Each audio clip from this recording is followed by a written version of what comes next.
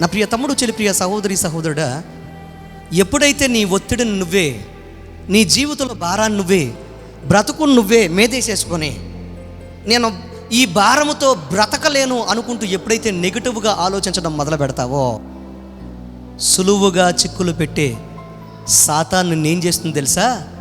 నీ భారము నువ్వు మొయ్యలేవు గనక నీకు చావే దిక్కని చావుకు నిన్ను ప్రేరేపిస్తుంది.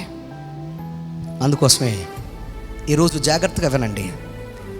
నేను ఈ మాట ఎందుకు చెప్పాలనుకుంటున్నాను అని అంటే, చదువుకునే పిల్లలు ఒకవేళ దీన్ని గ్రాంటెడ్గా తీసుకుంటారేమో. దయచేసి నన్ను అర్థం చేసుకోండి, తల్లిదండ్రులు అర్థం చేసుకోండి.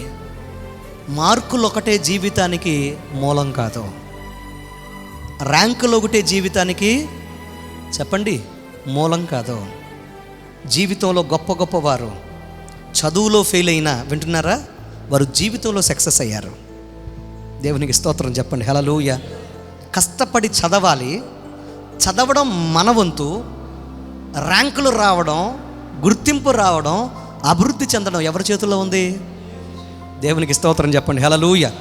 నీకు నీవుగా కష్టపడితే, ఇంతకుముందు కూడా చెప్పాను, ఎగ్జామ్స్ రాస్తున్న పిల్లల కోసం, నీకు నీవుగా కష్టపడితే నువ్వేం చేయలేవు. కానీ దేవుని సహాయంతో నువ్వు చేసావా, దేవుని చేతుల్లో ఉన్న నీవు నీ బ్రతుకులో తప్పకుండా విజయం సాధిస్తావు.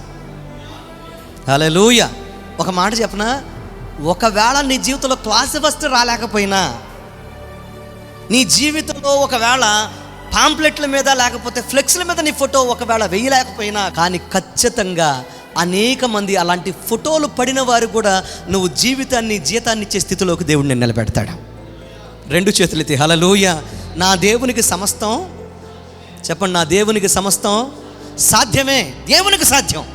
ఈ రోజున ఎవరైనా కానీ నా ప్రియ తమ్ముడు, చెల్లి, ప్రియ సహోదరి, సహోదరుడా, కెరీర్ విషయంలో కలవరపడకండి, చదువుల విషయంలో కలవరపడకండి, భారం విషయంలో కలవరపడకండి, ఒత్తిళ్ళ విషయంలో కలవరపడకండి.